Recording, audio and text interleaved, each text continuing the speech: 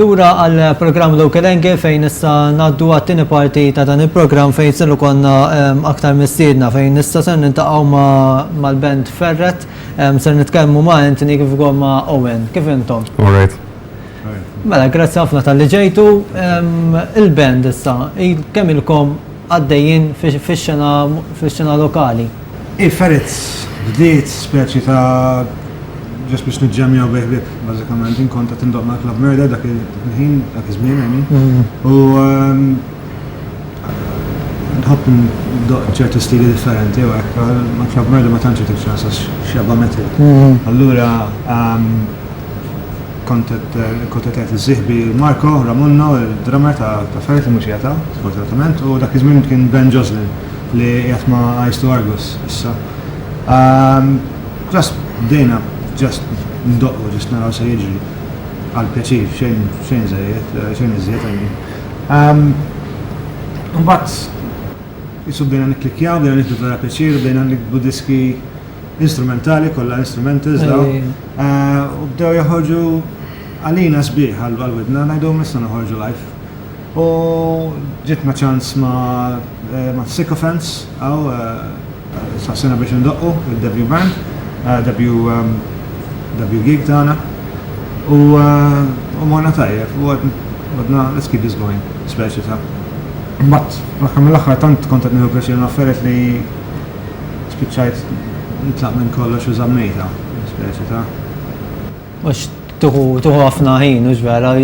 Tuħu ħafna tinvolvi ruħek. Jiena personali ħin kollu ndoq, u ħin kollu nirrekordja d-dar, ħin kollu nġib ir-riffijiet u dak l-oħra u biex speċjal ħin bej xebba bands naraħħa time consuming, speċjalment meta jkollok xogħol u Bej. Lura tikkonċentra fuq xi ħaġa waħda mbagħad. Ġust nieħu iktar pjaċir nagħmel dal affarijiet għax hemm iktar isu varjetà u iktar qalbi għax hemm iktar peress nkun iktar involut fil-kilba tad-diski. Mela Owen, naħseb kull membru għandu l-influenza tiegħu. X'inhu huma l-influenza tagħkom it-tnejn biex forsi nieħdu idea wkoll ta' kull wieħed minnkom. Ifhem, messaġġ bħala influenza tiegħi varjaw ħafna, bej tipo jazz and metal as well li aħna ovvjament kollha kemm aħna nisimgħu. Ukoll varjaw influenzi ngħidu funk, varjati ħafna, sanka rap u Ifhem, ma għandu kif daħal Milux għandoqqu xi xarejn ilu. Xaġek. Għax Ben kellu commitments ta' bands oħrajn u I wish him well, ovvjament, għax Ice to Argus vera sejrin tajbin dal-aħħar. U issa nipprovaw ninkorporaw l-stili tiegħu iktar biex nagħmlu nerġgħu nfittxu s-sound għax qabel miegħu kienna tip ta' sound u jdoq differenti allura hemm elementi ieħor biex forsi fil-fatt niskrapja ħafna mid-diski u nibdaw minn ġdid xi ħaġa ġdida. Ikun għażil focus teżin bħala band. L-influenzi tagħna, jien pereżempju rajt ovvjament nisma' xebba metal u hekk imma nisma' minn ħafna affarijiet progressivi, nisma' ħafna jazz, kif qalu funk dan l-aħħar xebba Thundercat, xebba artisti li ivarjaw mużikalment, mhux bil-fors ħaġa waħda. Fil-fatt tisma' il-diski tagħna tisma' bej 5-6 stili fl-istess diska. Dak it-tip neqilbu fejrilu. Kienet proġett for fun, imma kif niġġelja l-affarijiet vera jagħmel sens ċertu mod. Ovvjament kull ħaġa li tisma' tinfluwenzak, allura dik tirrifletti fil-daq tiegħek bażikament. Anka ma nafx hekk kontx f'band oħra Owen. Kont f'band qabel għamilt naqas minn ndoq waħdi as-saċ tipo, konna band flimkien jien u Anthony qabel. Jien propjament kont ndoq gitar u spiċċajt ndoq bass għal dal-proġett għax bass hija ħaġa l dejjem tipo żin ndoq jisu l-ewwel hemm tipo tifhem iżin qatt ma ffukajt 100% fuq bass playing. Allura iddeċidejt li nħodha bħala esperjenza differenti tipo biex ngħid nista' nagħti perspettiva differenti mill-mużika li ndoq jien. Għalhekk kellkom ċertu esperjenza biex imbagħad toħolqu dan il-proġett ta' bejnietkom li tkun ġo band oħra qabel jaħseb iktar tgħinek ukoll vera. Meta ma setax ikompli Ben kont qed naħseb biex niskrapjaħ il-proġett u nibda xi ħaġa ġdida. Imma ġiet l-opportunità biex idoq magħna qatt nippruvaw. U qabel. U il-kemissi li kellna minn qabel qisu għenet ħafna għax nħobbu l-istess stili u nħobbu l-istess tipi ta' progressions u hekk mużikalment li qabilna. But you know what? Let's restart it. Għax milux posted fuq il-link li fuq il-Facebook tagħna stess li coming soon fil-Ferret Awakens. Fatt rajt post reċentament li għaterġaw tiġu tornaw materjal ġdid. Eżatt, materjal ġdid, naqam il-qodma u kollek, forsi xi 4 diski, ma nifoka fuq il-kidba ta' affarijiet ġodda bħalissa. Mela, mis-sena l-għura kalkom gig tajab ma' Direnċ, kien gig li mill-lider kien ta' suċċess u kolla li kom vera. Kien vera bazz, nuna ħafna ranch u ta'na ħafna exposure għabba ferku koll. Raġuni oħra li għajt inkompli ma' Ferret biex nerġa' noħorġu li meta bdejt ngħid in-nies li waqqaf li vedu vera it's a waste niskom komplu. Allura ejja. Let's do it again. Għax bej komunità għanna tal-mużiċisti u għanna speċi ta' following ta' mux ħażin. Allura asħab t-tlifa, bħeċita. It's a fun thing to listen to. Naraħħajna fl-opinjoni tijaj, and it's a fun thing to play as well. So għax aħna il-puntana biex nieħdu pjaċir. Fil-fatt, għax għatma kienet xi ħaġa serja, just fil-fatt qatt ma minnix videos, ma recording xi, just ndoqqu meta jkollna bżonna, pereżempju jkun hemm pereżempju Direnċ, għandna bżonn xi ħadd idoq magħna, tarek iddoqqu male, like no problem. Du kol sanka supporting act. Supporting act ma' ranch ukoll, li ħbib tagħna wkoll kbar u vera tajbin. Ma tistax ma tajx you know. Kelkom ukoll gig tajab f'Diċembru li għadda fejn daqqejtu wkoll f'avveniment ieħor ġvera. Parċipella program. Eżatt. Kienet isu tal-group Rob the Islands, it's a progressive rock sort of festival għax kien within 2 days u hekk. Naħseb ftaħna l-ewwel act konna aħna. L-ewwel act on the second day għandna. Ftaħna tal-ġurnata, dik kienet baż kbira. Kienna il-venue sabiħ, is-sound kien tal-bliħ, ġifiri, l-Amerisina minn xogħol tajjeb. U esperienza tajba, kena crowd sabiħa, u kena crowd mux ħażin. Sa naraw muħut mill-klips li għad provdejtanna inti stess ta' dan il-gig, u nitkellmu aktar fid-dettal ukoll ma' Owen u ma' Anthony f'aktar dettal ukoll fuq il-band.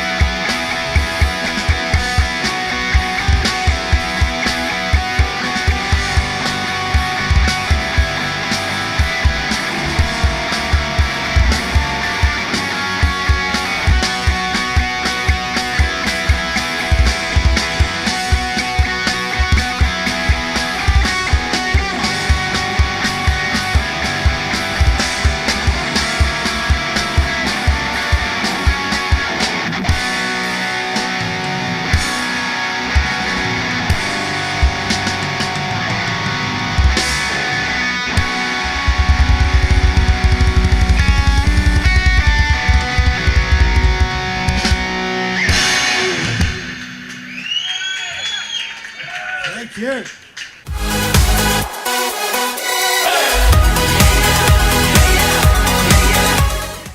Għadha kemm segwejna dan il-klip minn Xejk li kelkom is-sena l-oħra u forsi Owen tkellimna aktar fid-dettall jekk sibtx diffikultà biex tadatta għal ħoss li l-band toffri bħalissa ġvera. Fimni biex nadatta l-ħoss, as-such, ma nasibx li kienet issue per se, tipo, zin aħna kollha kemm aħna jisna drajna ndoqqu flimkien, jien ġili mbort nġemja ma' drummer tagħna qabel, tipo, ma ta' ma konniex band. U ma' Anthony drajt ndoq, ġifiri jisna ġa kena l-connection li ndoqqu flimkien. Il-differenza kienet li naqadna bażikament l-Italja aħna in the same room, basically, as opposed to having sessions. Wait, jams għadna, alright, this works. Aħna bħibta snin anyways. Ġifiri ma kienx faċli daqshekk nadattaw, iżjed każ li naħseb nkunu iżjed konxi fuq x'materjal ħanużaw affarijiet hekk, tipo, fuq li ma direzzjoni ħankomplu tipo. Anthony, għandkom ħsib li forsi qudiem toħorġu EP tagħkom? Iva. Prova by either end of this year or beginning of next year, għax la script li għajt ħafna mid-diski nerġa' nikteb nusa nagħmel EP verba diski jew ħamsa nagħmel mqajt minn xi ħaġa. Nipprova nagħmel album propja mhux EP. Mbagħad naraw. Ovvjament l-ewwel writing process u mbagħad naraw minn hemm, imma l-iktar ħaġa importanti minn issa propja biex nidraw id-diski u nagħmlu setlist ħalli nerġgħu nibdew ndoqqu live għax il-buzz minn hemm jiġi. U mbagħad if it goes forward, ovvjament, naturalment ħan nirrekordjaw xi ħaġa. Ma meta kien telaq Ben isu ħadna break, so now we have to get back together, speċi ta' trying to get tight again u nerġaw ndoqqu nafu d-diski nkunu konfidenti ndoqqu live. Mela Owen, kif timxi l-biċċa xogħol? Issa din tikbu materjali ġdid tagħkom, ikun hemm kollaborazzjoni bejn kulħadd biex intom toħorġu. Naturalment, hija. Bażikament aħna ntaqgħu nirrehearsjaw xi diski, speċjalment jien biex naqbad jisu il-page li kienu għadhom fuq u ma qabel bid-diski l-oħrajn li għandhom bħalissa.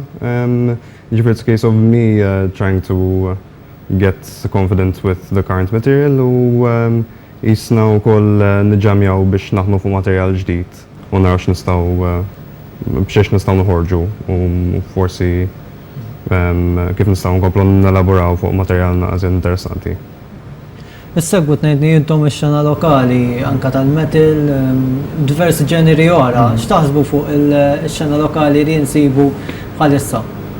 Tajba, dan l-aħħar ħarġu 7 bands ta' young people kollha żgħar u vera joħorġu materjal tajjeb ħafna. Ħaqna ix-xena Maltija ħaqna aktar exposure għax hemm talent pazzesq, I mean hemm something on the ranch and Mice to Argos acts oħrajn ovvjament hemm il-metal act hemm il-Club Murder hemm il-Line the Tide li ħarġu milux u faqgħu kull ma vera tajbin. The material and the bands are there, we just need the exposure. Imma forsi l-opinjoni tiegħek ukoll. Fimni, jien istax bħala fix-xena insegwi, iżjed acts differenti, mhux kasta ovvjament aħna involuti f'metal tipo dejjem konna insegwu gigs, ndoqgħu f'gigs aħna stess, però anka jazz gigs once in a while more nattendi tipo. Iżjed kas x'ikun hemm dak il-ħin u x'niddeċid li Nieħdu pjaċir li hemm spinta kbira fuq il-live, dan l-aħħar dal-venues kollha li ħarġu. Fix-xena such tipo dejjem kienet issue at one point fej ħadd mor biex tagħmel gig bażikament. Dejjem tfittex venues differenti għax ikun hemm komplikazzjonijiet. Social media saret importanti ħafna għalikom biex intom tiksbu iktar promozzjoni li kom infuskom iġvera. Jien nuża ċajt u dak il-social media biex nuża biex kollina exposure. X'jien minni ċajtier, ma nafx. Nieħu kollox bil-ċajt għal identify żgħir moħħina. U hija tool tajba biex il-messaġġ joħroġ biex tipprova tżid l-exposure. Imma apparti minn hekk huwa tul tajjeb biex nikkomunikaw peress li aħna kulħadd għandu x-xogħol tiegħu, kulħadd għandu mhux kulħadd jien biex xiftijiet u liħor il-drummer biex xiftijiet ukoll. Mhux dejjem hemm ċans intaqgħu kollha f'kamra waħda fil-rehearsal room. Bil-social media stess nibda nibgħat pereżempju għandi dir-riff, x'taħseb fuq di, da jibgħat li baseline, x'taħseb fuq di, mbagħad drummer għandi din nkollu nitkellmu. Għal-inqas b'social media jgħin mhux tal-li bħala promotion biss, imma biex tikteb ukoll. Għax diffiċli ssib ħin meta jkollok full-time job u ma nies oħra li jkollhom full-time jobs ħinijiet mhux dejjem l-istess, clashjaw. Mela, xaqt nikkonkludi wkoll din l-intervista bl-aħħar kummenti tagħkom in ġenerali forsi. Fidejkom. L-aħħar kummenti tagħkom biex intemmu din l-intervista li kellna llum. Grazzi tal-istadina. U follow jana fuq Facebook. Iva, dak li kun jista' jagħmel like il-Facebook page tagħkom, kien fittex Ferret u dak li kun jista' jaraw il-post li poġġejtu intom stess u għad poġġu iktar qudiem għax ħajkolkom materjal ġdid u x'baq. Hoping to be playing hopefully by summer ikonna naqa' gigs għadna m'għandna xejn għalissa just kif għadt li qed naħdmu fuq nkunu tajt mal-materjal li għandna bħalissa u we'll see, maybe by the end of the year ikonna xi EP u xi ħaġa. Jien għala xi ħaġa żgur bħala gigs u. Xi ħaġa għala żgur, it's just di kollha ġiet naturalment. U nipprova ma nisforzaħiex għax meta tisforzaw mbagħad tiddejja, mbagħad it becomes more like a second job. I play music and ultimately for fun. Għax nħobb indoq. Niddeffes kull imkien nipprova bil-gitarra għax nagħmel affarijiet solo wkoll. Session I mean. U jekk m'hemmx pjaċir. Għal xejn, really. It just becomes a job. Mbagħad tibda tiddejja. So try to keep it as fun as possible. U anke waqt il-gigs li jkollok in-nies quddiemek hija xi ħaġa tkun hemmhekk tkun qed idduqna kien ħin li tħoss dik l-sensazzjoni. Il-vibe, iż-żona u n-nies iġġemmjaw miegħek u jħedbengjaw ovvjament hija xi ħaġa sabiħa. Għalija narak Tek soddisfazzjon. Tek soddisfazzjon u tajt xi ħadd ieħor tieħu biex il-mużika li nikbu mhux jinbiss. Mela, grazzi Anthony, kif ukoll l-Owen li kontu magħna din l-intervista u għadejjem nirringrazzjakom tal-li qed tagħtu kontribut lill-mużika lokali b'xi mod jew ieħor ġvera. Grazzi lill-żewġ membri wkoll, żewġ membri mill-Ferret, se nitkellmu aktar fid-dettall f'aktar ukoll fuq il-mużika lokali ġimgħa d-dieħla fejn ikollna programm ieħor law kien engel fakarkom biex tkomplu segwu wkoll il-programmi kollha ta' Xejk fejn ikollna varjetà wkoll ta' programmi fejn intom tkunu tistgħu issegwu. Fakarkom ukoll biex tkomplu segwu Facebook page ta' dan il-programm law kien engel hemmhekk intom tistgħu issiru tafu aktar fuq dan il-programm u taraw anke l-intervisti li saru fil-ġimgħat li għaddew. Grazzi lill-direttur ta' dan il-programm li Charles Said, grazzi lill-sponsors personali tiegħi forsi ringrazzja lil Seljo tal-Betu raħa ġdid tal-Xejk u għal xahar ringrazzja lil Chris Mifsud minn Mafkar Dressing ta' Santa Venera. Nintama' magħkom b'aktar programmi ġimgħa d-dieħla. Ciao ciao.